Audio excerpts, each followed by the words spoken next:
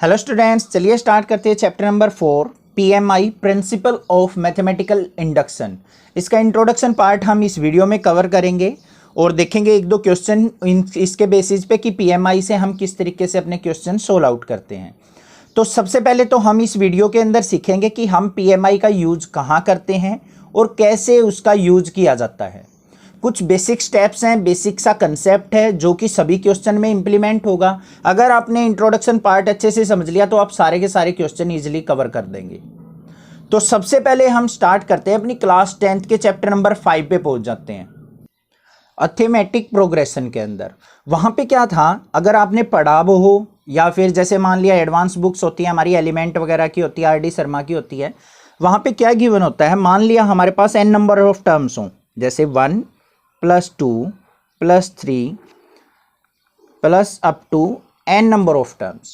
अगर n number of terms का sum find out करना हो तो हम किस तरीके से करते हैं, डायरेक्ट एक फॉर्मूला होता है n × n + 1 डिवाइडेड बाय 2।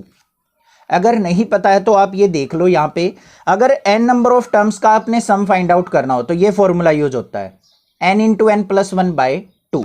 अब कैसे यूज होता है ये, मान लिया आपको कह दे कि फर्स्ट 10 टर्म्स का सम फाइंड आउट करो, मतलब n = 10। पहली 10 टर्म्स मतलब 1 2 3 4 5 अप टू 10 तक, तो n की वैल्यू क्या हो जाएगी 10 और इस फॉर्मूले में पुट कर लो। तो 10 × 10 + 1 क्या हो जाएगा 11 और डिवाइडेड बाय 2। 2 से डिवाइड किया 5, 11 5 जा 55। तो पहली 10 टर्म्स का सम जो होगा वो 55 होगा। तो ये फॉर्मूला होता है उसका।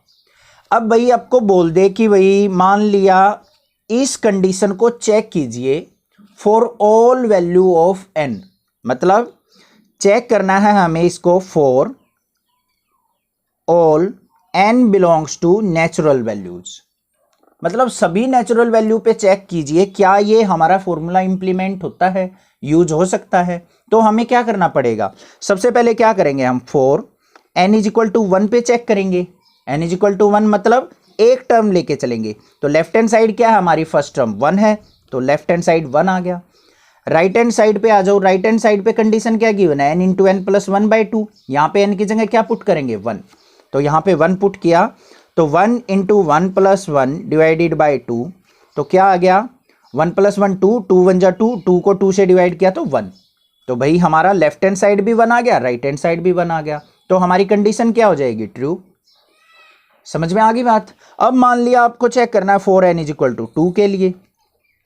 2 का मतलब है दो टर्म्स, फर्स्ट टर्म और सेकंड टर्म, दोनों टर्म्स का सम कितना हो गया 1 और 2 3। तो यहाँ पे लेफ्ट हैंड साइड जो आ गया हमारे पास वो क्या आ गया 1 + 2 = 3। अब राइट हैंड साइड पे आ जाओ, राइट हैंड साइड पे देखते हैं क्या 3 आता है या नहीं। n की जगह 2 पुट करना है तो 2 × 2 + 1 डिवाइडेड बाय 2, तो 2 से 2 कैंसिल, 2 और 1 कितना आ गया 3 आ गया। तो यहाँ पे भी हमारी कंडीशन ट्रू हो गई भाई।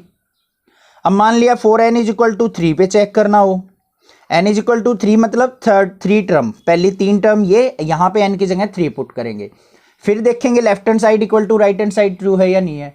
अब कितनी वैल्यू पे चेक कर सकते हो, उसने तो n belongs to natural value कह दिया, बहुत सारी वैल्यू हो जाएंगी, इन्फिनिटी तक चली जाएंगी, तो इतनी वैल्यू पे तो हम चेक ही नहीं कर सकते।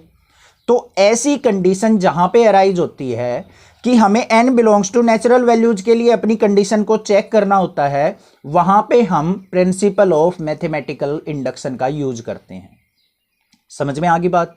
जहां पे हम सारी की सारी वैल्यूज को चेक नहीं कर सकते वहां पे हम किसका यूज करते हैं, प्रिंसिपल ऑफ मैथमेटिकल इंडक्शन का। यहां पे आपको अच्छे से क्लियर हो गया होगा डाउट कि हम कहां पे पीएमआई का यूज करेंगे। अब बात आती है कि कौन कौन से स्टेप्स को हम फॉलो करें जिससे हम पीएमआई से अपनी कंडीशन को सेटिस्फाई कर सके for n belongs to natural values. तो चलिए देखते हैं वो स्टेप्स कौन से हैं।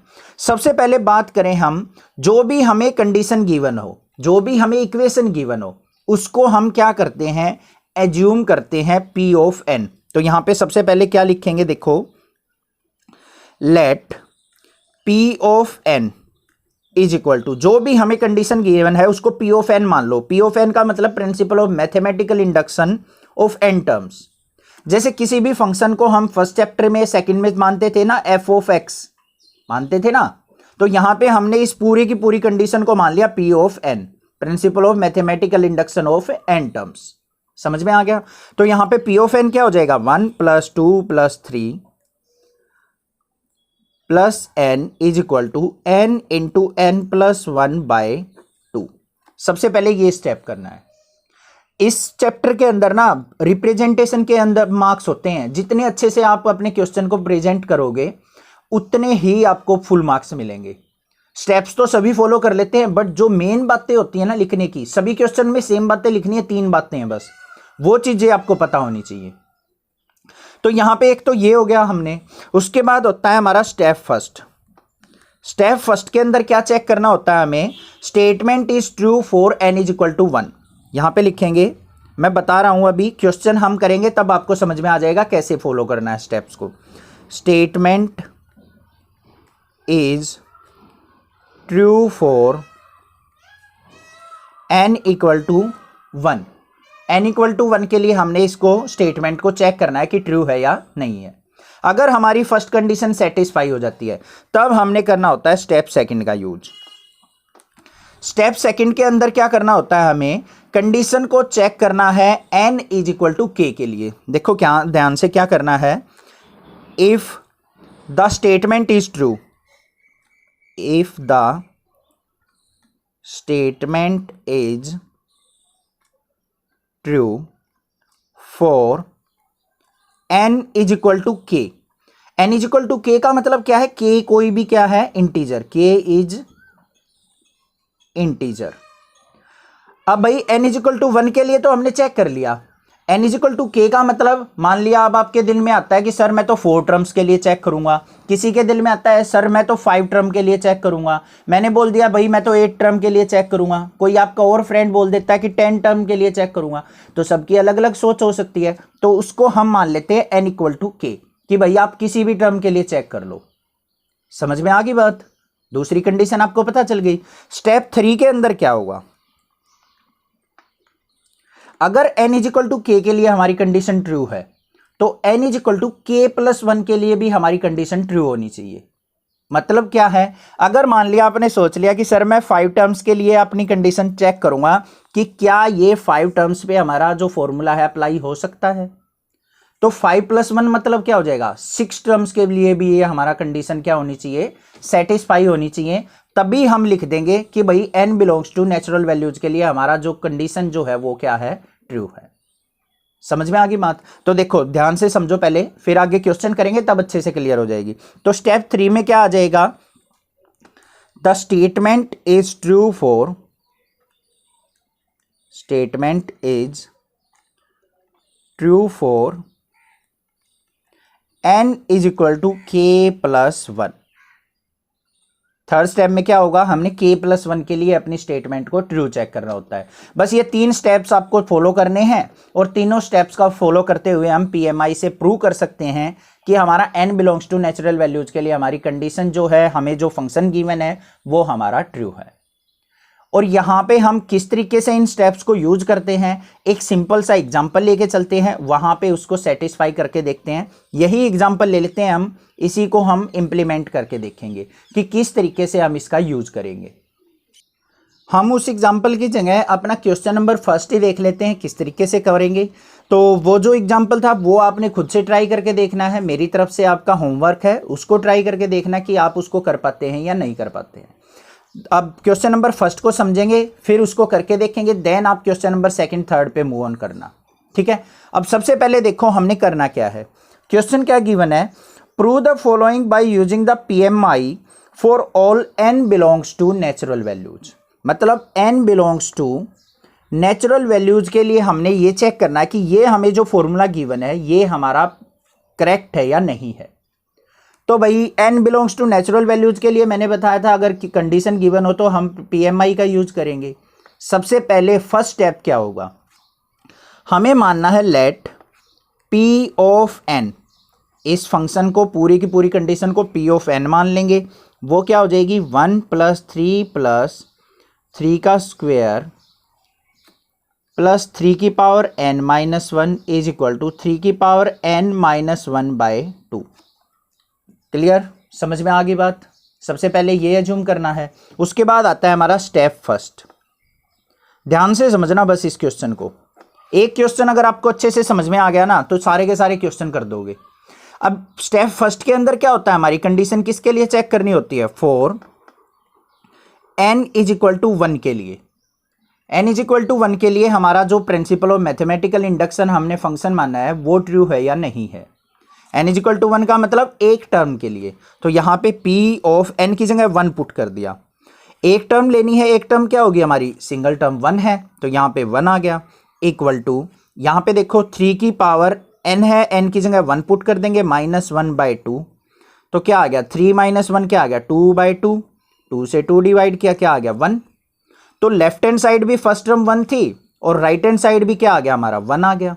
अगर एक टर्म की बात करें तो एक टर्म के लिए हमारी कंडीशन क्या होगी, सेटिस्फाई। तो यहाँ पे क्या लिखेंगे, सबसे पहले वो ध्यान देना आपने। यहाँ पे लिखेंगे P of n is true for n equal to 1। सभी के सभी क्वेश्चंस में, जितने भी क्वेश्चन करेंगे हम PMI के सभी क्वेश्चंस में ये स्टेप फॉलो होगा। तो पहले n इज इक्वल टू 1 के लिए हमने चेक कर लिया हमारी कंडीशन सेटिस्फाई है। अगर n इज इक्वल टू 1 पे ही हमारी कंडीशन सेटिस्फाई नहीं होती है तो हम इस क्वेश्चन को PMI से नहीं कर सकते। फर्स्ट स्टेप क्लियर हो चुका। स्टेप सेकंड पे आ जाओ। स्टेप सेकंड के अंदर क्या करना है हमें, अब हमने क्या चेक करना होता है, P of k is true for n is equal to k। ये स्टेप्स तो माइंड में सेट कर लो बस कि यही चीजें लिखनी है आपने हर एक क्वेश्चन के अंदर। तो सेकंड स्टेप में हमने k के लिए चेक करनी है condition, P of k is true for n is equal to k। k का मतलब कोई भी इंटीजर वैल्यू जो आप सोच सकते हो। तो यहां पे हमने क्या करना है, जो भी हमें स्टेटमेंट गिवन है उसमें n की जगह k पुट कर दो बस। तो क्या बन गया, P of k is equal to 1 + 3 + 3 का स्क्वायर प्लस 3 की power n - 1 is equal to, sorry n की जगह क्या आ जाएगा k - 1 इक्वल टू 3 की पावर k - 1 डिवाइडेड बाय 2। अब ये चीज आपको ध्यान देनी है स्टेटमेंट के अंदर, यहां पे n - 1 गिवन है, यहां पे 3 की पावर n सारे टोटल की पावर टोटल -1 है। तो इसी तरीके से आपने क्वेश्चन लिखना है। लिख दिया आपने कंडीशन सेकंड भी। स्टेप थर्ड देखना है अब हमें। स्टेप थर्ड के अंदर किसके लिए चेक करना है, n is equal to k + 1 के लिए। तो यहां पे क्या लिखेंगे, we now prove that P of k + 1 is true. हमने चेक करना है कि P ऑफ k + 1 भी हमारा क्या है, ट्रू है। तो उसके लिए क्या करेंगे, हम n की जगह k + 1 पुट कर लेंगे। तो यहां पे देखो पुट करो, तो P of k + 1 is equal to क्या बन गया, 1 + 3 + 3 का स्क्वायर प्लस 3 की पावर n की जगह क्या रखेंगे, k + 1, और स्टेटमेंट में क्या है -1 भी है तो माइनस का 1 इज इक्वल टू, यहां पे क्या आ जाएगा 3 की पावर k + 1 -1 डिवाइडेड बाय 2। समझ में आ गई बात, क्लियर है। -1 से +1 कैंसिल आउट हो गया। अब इससे आगे अब ये मत सोचना हो गया सर क्वेश्चन खत्म, अभी मेन चीज स्टार्ट होती है। बच्चे गलती जो करते हैं वो यही करते हैं, यही चीज आपको समझनी है बस। अब ध्यान से देखो यहां पे क्या करना है, हमेशा हमने स्टेप 3 को ट्रू करने के लिए स्टेप सेकंड का यूज करना होता है। वो किस तरीके से यूज किया जाता है वो ध्यान से देखो। यहां पे देखो क्या है, 1 + 3 है, 3 के बाद 3 की पावर 2 है, फिर क्या आएगा 3 की पावर 3 आएगा, ऐसे आएगा, इंक्रीज होती चली जाएगी। तो देखो ये हमारी 3 की पावर 3 है, तो इससे पहली टर्म क्या है 3 की पावर 2, इससे पहली टर्म क्या है 3 की पावर 1, मतलब एक एक पावर डिक्रीज हो रही है, क्लियर है। तो यहां पे क्या है 3 की पावर k, तो इससे पहली टर्म क्या होगी 3 की पावर k - 1 होगी या नहीं होगी। तो इसको मैं क्या ऐसे लिख सकता हूं, P of k + 1 equal to 1 + 3 + 3 की पावर 2 प्लस 3 की पावर k - 1 प्लस में 3 की पावर k। लिख सकता हूं या नहीं लिख सकता हूं, ये सोचो बस। अगर मान लिया हमारी देखो पहले वाली जो टर्म है एक एक पावर डिक्रीज है, ये 3 की पावर 3 थी, ये 3 की पावर 2 है, ये 3 की पावर 1 है, तो लास्ट टर्म अगर हमारी 3 की पावर k है तो इससे पहली टर्म क्या होगी 3 की पावर k - 1 होगी या नहीं होगी। तो मैंने बस वही लिखा है, इज इक्वल टू किसके होगी, ये कंडीशन है हमारी 3 की power k plus 1 minus 1 divided by 2। समझ में आ गई बात।